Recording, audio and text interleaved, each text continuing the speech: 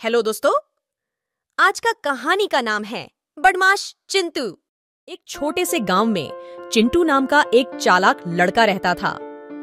चिंटू को मजाक करना बहुत पसंद था, लेकिन उसके मजाक कभी कभी बहुत अजीब होते थे।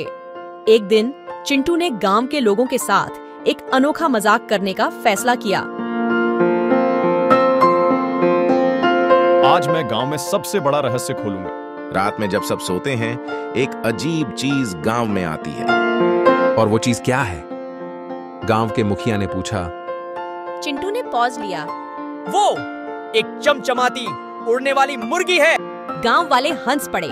हा हा हा हा हा।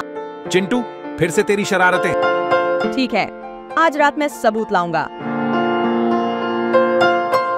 रात होते ही गांव वाले चिंटू के घर के बाहर इकट्ठा हुए। चिंटू ने एक बड़े पिंजरे को बाहर रखा और कहा, अब देखो। सबने ध्यान से देखा। अचानक एक उड़ती हुई चीज आसमान में दिखाई दी।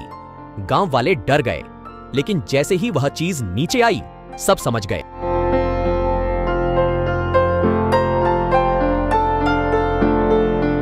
वह उड़ने वाली मुर्गी नहीं, बल्कि एक खिलौना हेलीकॉप्टर था, जिसे चिंटू ने मुर्गी के पंखों से सजाया था। सब हंसने लगे। हा हा हा हा हा।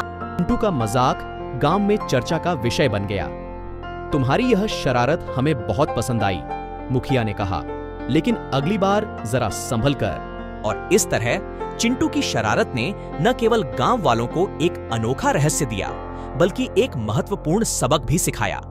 हमेशा सच्चाई की तलाश करो, लेकिन जीवन में हंसी मजाक का भी महत्व होता है।